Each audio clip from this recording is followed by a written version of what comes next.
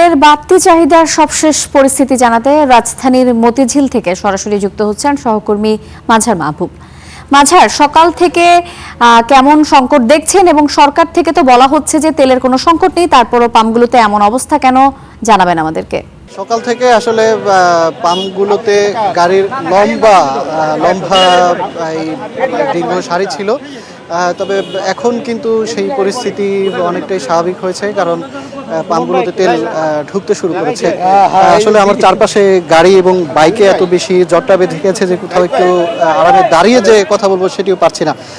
আমরা দেখছি যে একটি পাম্পে ঘন্টাখানিক ধরে আসলে তেল দেওয়া শুরু হয়েছে, যদিও সরকার পক্ষ থেকে 2 লিটারের কথা বলা হয়েছে। বাইকে দেওয়া হচ্ছে 200 টাকা, আর প্রাইভেট কারে দেওয়া হচ্ছে 10 লিটার পর্যন্ত তেল। আমরা যদি একটু জানার চেষ্টা করি যে যারা তেল নিতে এসছেন যে তারা আসলে কতটা ভোগান্তিতে পড়েছেন। ভাইয়া, একটু বলবেন যে কতটা ভোগান্তিতে পড়েছেন আপনারা? ভাই আমি কথা বলতে পারবো না। কতক্ষণ দাঁড়িয়েছিলেন?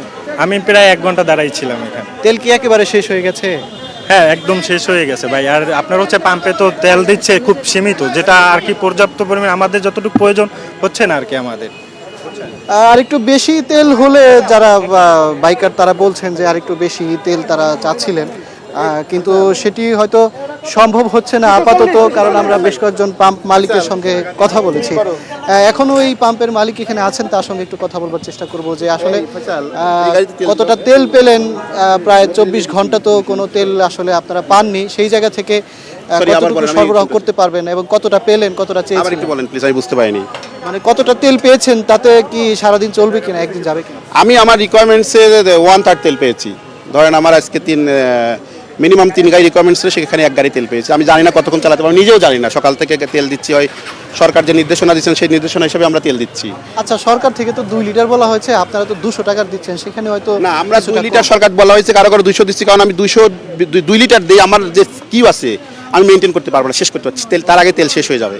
এখন আমাদের ধরেন রোজার মাসে সবাই রোজা থেকে ভদ্রলোকরা ফজর নামাজ পড়ে ওখানে দাঁড়ায় আছে, সবাইকে কথা বিবেচনা করে আমি 200 টাকা তেল দিচ্ছি। কেন 2 লিটার করে দিলে যদি আমি ডিপো থেকে আবার তেল পাই, আজকে আমার গাড়ি ডিপোতে আছে, যদি তার তেল আমি পাই তাহলে আমি আবার দিব তেল। আমি চাচ্ছি আমার তেল যা আছে, যারা লাইনে আছে তাদেরকে সবাইকে কিছু না কিছু করে দিয়ে দিতে রেশনিং করে।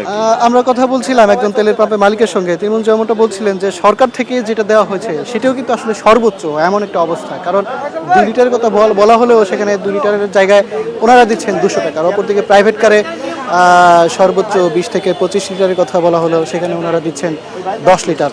অর্থাৎ আরেকটু জানিয়ে রাখি যে যেখানে ওনারা 30,000 লিটার চেয়েছিলেন সেখানে পেয়েছেন মাত্র 9 লিটার। সেই জায়গা থেকে আসলে এখনো পর্যন্ত কিছুটা তেল মিলছে, তবে একেবারেই কিন্তু পরিস্থিতি কিন্তু এখনো স্বাভাবিক হচ্ছে না। এই মাঝার, আপনাকে অসংখ্য ধন্যবাদ।